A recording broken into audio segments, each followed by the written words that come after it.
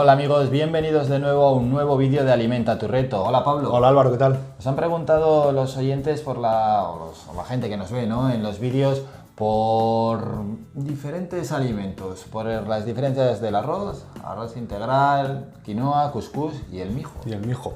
Ahora con las redes sociales, pues bueno, con las redes sociales, la globalización, etcétera, pues la gente utiliza cada vez más este tipo de alimentos que antes no eran tan frecuentes, ¿no? Y bueno, pues hay dudas y hay cierta incertidumbre porque luego también varía en el precio, ¿no?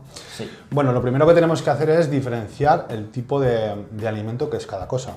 El arroz, sea blanco o sea integral, el cuscús, que es una sémola, que es como una pasta, y el mijo son cereales, o sea, tanto mijo como trigo como arroz, lógicamente son cereales.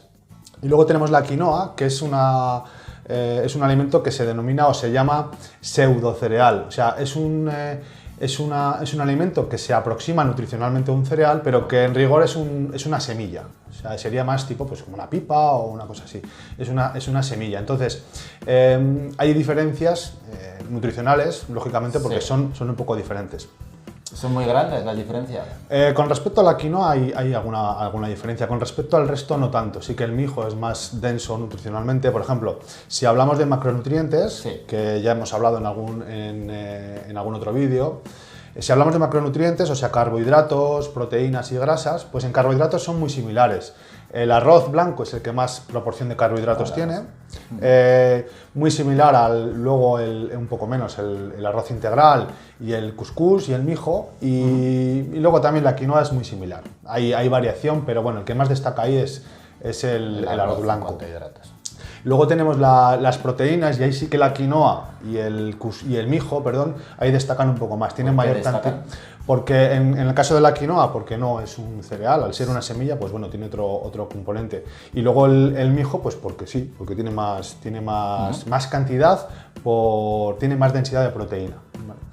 Y eso en cuanto a macronutrientes. En cuanto a micronutrientes, es decir, sobre todo en minerales, decir que la quinoa y el mijo destacan más, ¿vale? Tiene más cantidad de magnesio, que es muy interesante, de calcio, de fósforo, de potasio, tiene bastante más cantidad de minerales.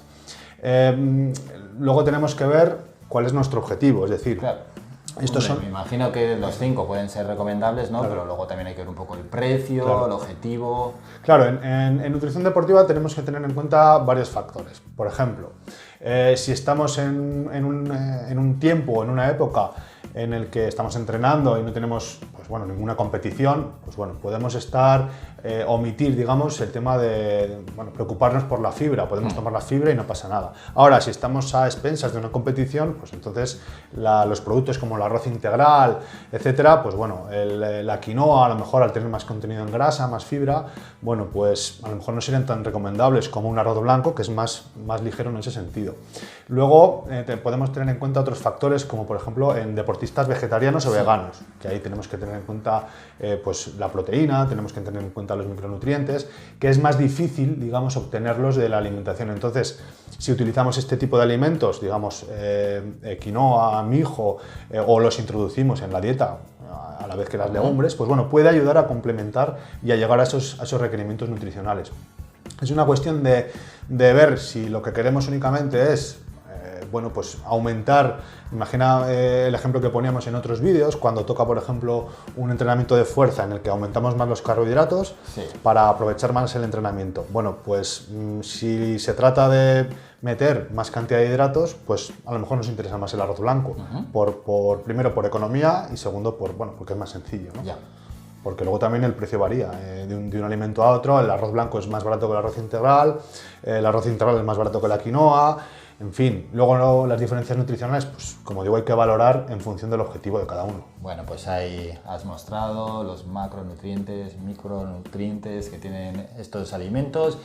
Si quieren estar atentos, ¿no? La gente que está al otro lado, más alimentos que irás comentando, que estén muy atentos a nuestro canal de YouTube y por supuesto que nos den a seguir. Pablo, nos citamos para el próximo vídeo. Hasta la próxima, un saludo.